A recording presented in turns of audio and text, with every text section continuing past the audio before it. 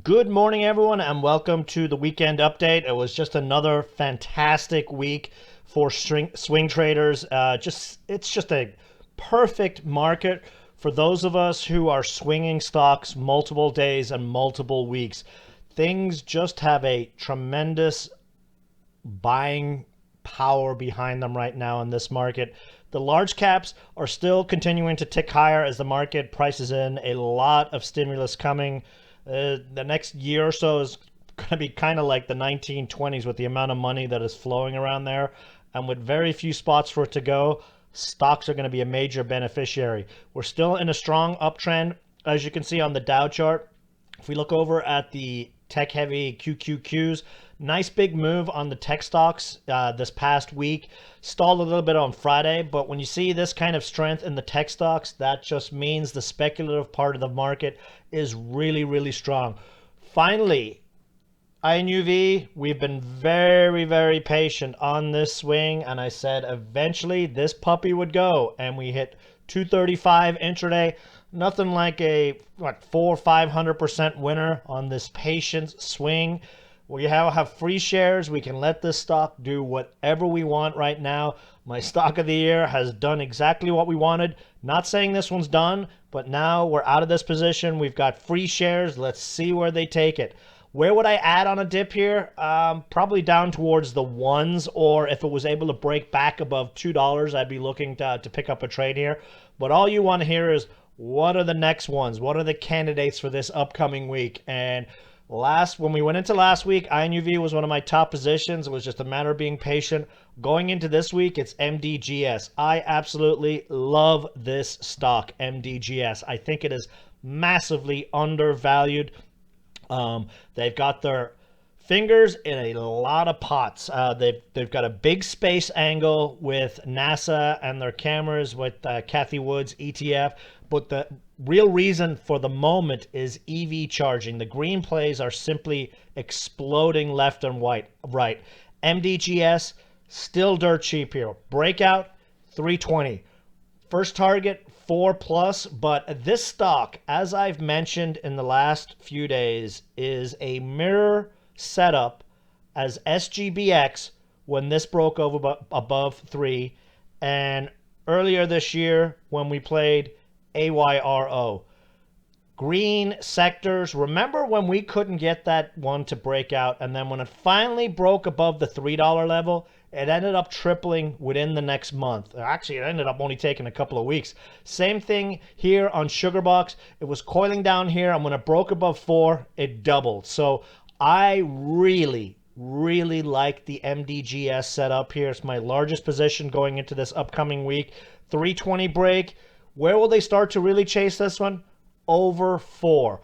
Potential upside on this, I'm going to look and pull this chart up here. This is a monthly chart. The reason I'm pulling up this monthly chart is because we've now flipped into a bullish uptrend on the monthly chart. Very, very nice setup here. You can see it broke above and closed above the 20-day EMA for the first time this Friday. First target, 5+. This is a dirt cheap stock. The float is small. They've already completed an offering. As I said, they've got their fingers in a lot of pots. Really love this MDGS going into this week. ITP. This is a mask play. Masks are back in vogue.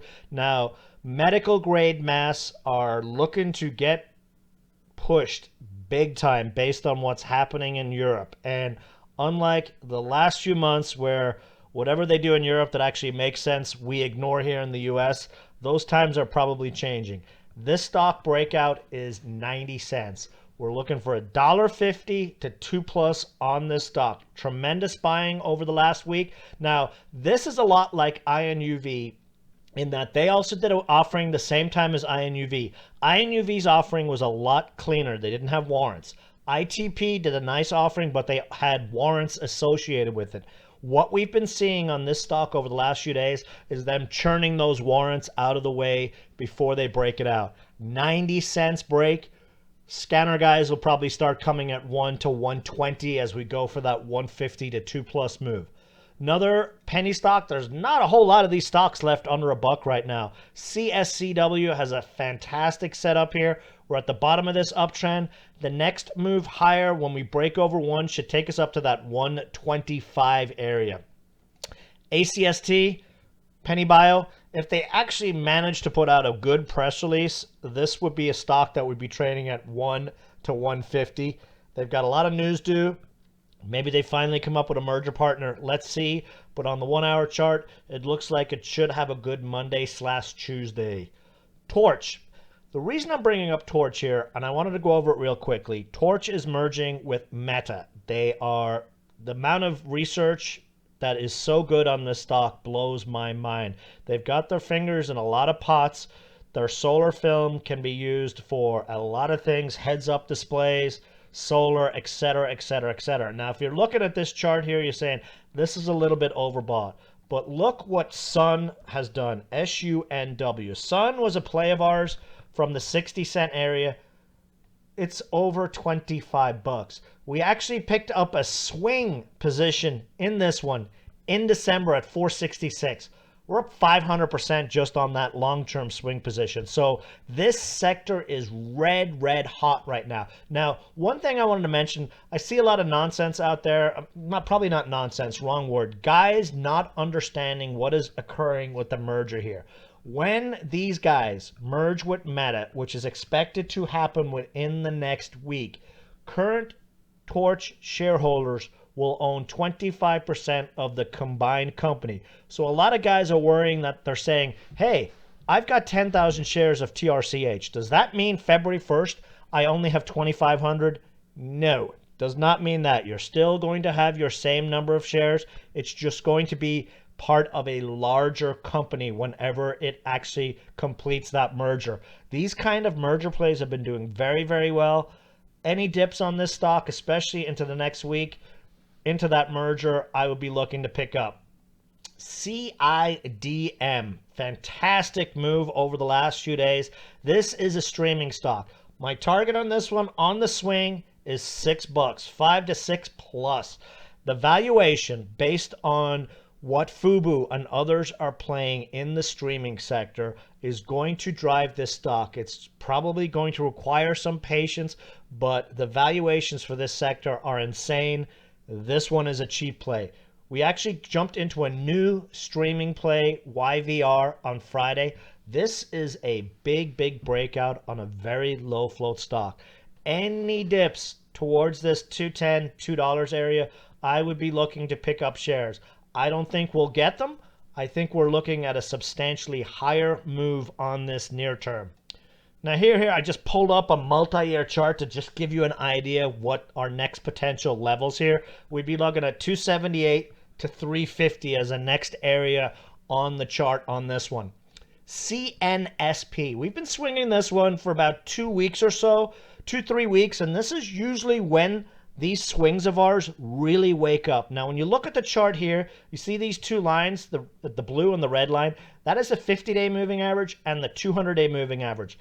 Once this stock busts through this level, you're going to have the scanner guys chasing the snot out of this one up. I mean, this is set up for a big move. RSI is just breaking above the 50 level. MACD looks good. All systems go. Let's see if we can get that breakout move this week. LLIT. We have been swinging this one for about a month now. Most people are unaware that these guys are merging with Newegg.com, that multi-billion-dollar e-commerce website. GameStop got blown up on Friday. Newegg is a similar kind of play, actually more healthier than GameStop if you ask me.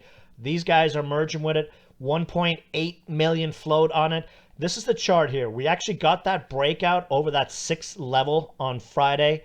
The target, as I've been saying while we've been sitting on this one, is a move to the 200-day moving average. That is up there in the 10s. Any sort of press release update on this merger, and with this float, the target of 10 could be potentially conservative. Let's see what this week brings. SNCA, this is another merger play. This is an easy merger play. They have told us in the filings that SNCA is valued at $2.09. Nice uptrend in place. If we look here, this is the Weekly chart to give you an idea, 210, $4 if things go crazy. Look what JAGX did. That's all I got to say. And that's where we have the potential on this one. MBRX, this is a stock that takes a lot of volume when it shouldn't. It's highly manipulated by some big funds, probably some warrant holders. But I've come to know over the years that when you see this kind of action, you sit back and you wait, because when they go, they usually let them go stupid to the upside. So we're being patient here, letting them do their thing. Once we get that break and close over $1.10, it's probably going to very nice run to the upside. XPL, a metal stock under $1. EV type play. Metal stocks are red hot right now. If we look over here, this is a monthly chart just to give you an idea. This is a significant break level for this stock. 90-cent area is a big breakout, and we could be looking at $1.50 quickly on this one. The last stock I'm going to mention, AI. This is a long-term artificial intelligence stock play of ours. As I've said before, this stock reminds me a lot of Snow that we traded. It almost had an essentially the same chart here, except it was in the 200s. It was going from 220 to 280 to 220 to 280 before it ended up blowing up and going to $300 to $400. AI is towards the bottom of its range here. This makes for a nice pickup. I'm in it on this price right here. I would add more if it went to the 110, 120 area. Breakout 135, 150, 175 is what I'm looking at on this large cap swing play. So we've got some excellent setups going into this week, guys, but keep in mind, a gain is not a gain and a profit is not a profit till you put some in your pocket. Be careful building bigger and bigger positions than you normally do. Follow those rules. No more than 5% in one stock. If the market turns, be ready to turn with it. We've had a phenomenal 6-week move, really since the election. It could very well continue, but make sure you are not over positioning in stocks where that if we do have a pullback like we did back in August and September, you don't give up those gains that you've made in the last month. That is your goal as a trader. Protect those gains, but build new gains. Nice setups going into this week. MDGS looks awesome. Have a great rest of your weekend, guys, and I will see you all in the chat room tomorrow. Bye.